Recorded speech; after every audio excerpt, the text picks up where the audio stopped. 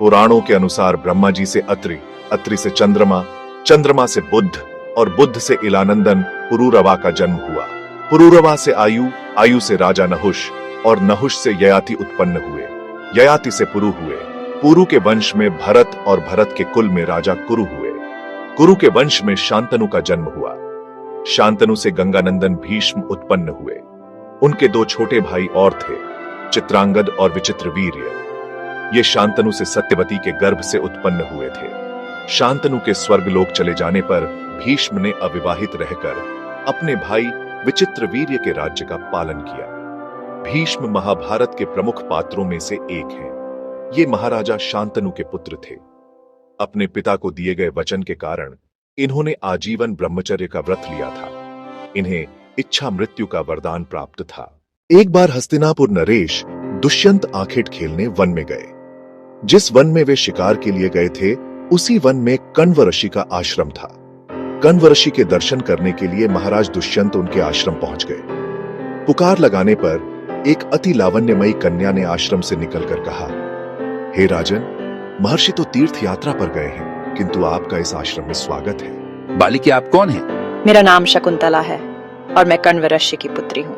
महर्षि तो आजन्म ब्रह्मचारी हैं, फिर आप उनकी पुत्री कैसे हैं? वास्तव में मेरे माता पिता मेनका और विश्वामित्र हैं। मेरी माता ने मेरे जन्म होते ही मुझे वन में छोड़ दिया था, जहां पर शकुंत नामक पक्षी ने मेरी रक्षा की। इसीलिए मेरा नाम शकुंतला पड़ा। उसके बाद कण्व ऋषि की दृष्टि मुझ पर पड़ी और वे मुझे अपने आश्रम में ले आए। उन्होंने ही मेरा भरण पोषण किया। जन्म देने वाला, पोषण करने वाला तथा अन्न देने वाला, ये तीनों ही पिता कहे जाते हैं। इस प्रकार कण्व ऋषि मेरे पिता हुए। शकुंतला के वचनों को सुनकर महाराज दुष्यंत ने कहा, शकुंतले, तुम क्षत्रिय कन्या हो।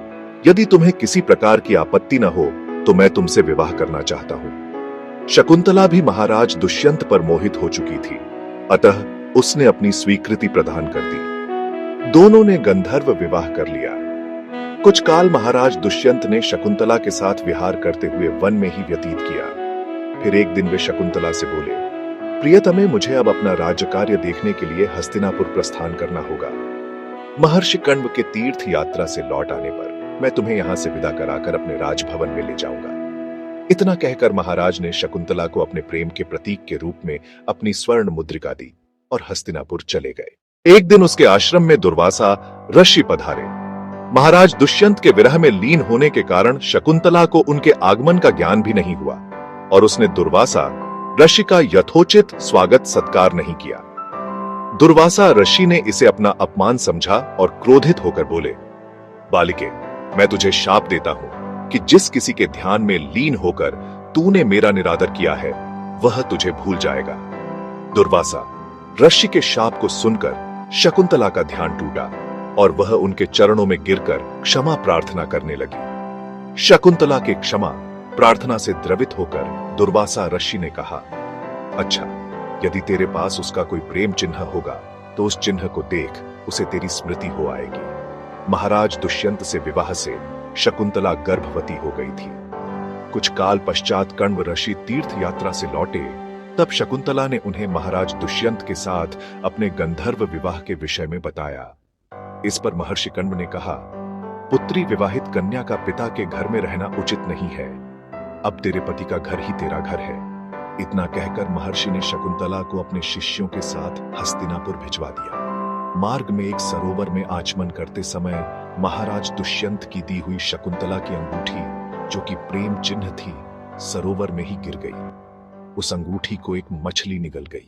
महाराज दुष्यंत के पास पहुंचकर कण्व ऋषि के शिष्यों ने शकुंतला को उनके सामने खड़ी करके कहा, महाराज, शकुंतला आपकी पत्नी है, आप इसे स्वीकार करें।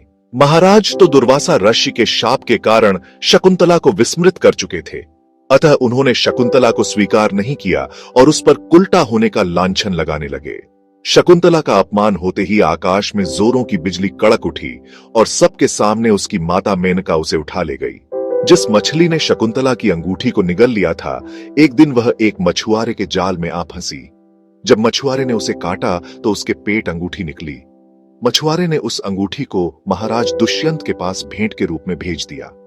अंगूठी को देखते ही महाराज को शकुंतला का स्मरण हो आया और वे अपने कृत्य पर पश्चाताप करने लगे।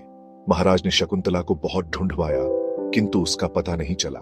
कुछ दिनों के बाद देवराज इंद्र के निमंत्रण पाकर देवासुर संग्राम में उनकी सहायता करने के लिए महाराज दुष्यंत इंद्र की नगरी अमरावती गए। संग्राम में विजय प्राप्त करने के पश्चात जब वे आकाश मार्ग से हस्तिनापुर लौट रहे थे तो मार्ग में उन्हें कश्यप ऋषि का आश्रम दृष्टिगत हुआ। उन्होंने उनके दर्शनों के लिए वे वहां रुक गए। आश्रम में एक सुंदर बालक एक भयंकर सिंह के साथ खेल रहा था।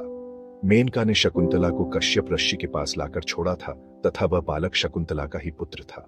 उस बालक को देखकर महाराज के हृदय में प्रेम की भावना उमड़ पड़ी।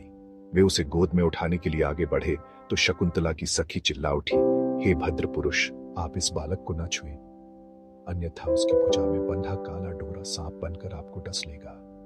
यह सुनकर भी दुष्यंत स्वयं को न रोक सके और बालक को अपने गोद में उठा लिया। अब सखी ने आश्चर्य से देखा कि बालक की भुजा में बंधा काला गंडा पृथ्वी पर गिर गया है। सखी को जान था कि बालक को जब कभी भी उसका पिता अपने गोद में लेगा वह काला डोरा पृथ्वी पर गिर जाएगा। सखी ने प्रसन्न होकर समस्त वृतांत शकुंतला को सुनाया। शकुंतला महाराज दुष्यंत के पास आई। महाराज ने शकुंतला को पहचान लिया। उन्होंने अपने कृत्य के लिए शकुंतला से क्षमा प्रार्थना किया और कश्यप ऋषि की आज्ञा लेकर उसे अपने पुत्र सहित अपने साथ हस्तिनापुर ले आए। महाराज दुष्यंत और शकुंतला के उस पुत्र का नाम भरत था। बाद में वे भरत महान प्रतापी सम्राट बने और उन्हीं के नाम पर हमारे देश का नाम भारतवर्ष हुआ।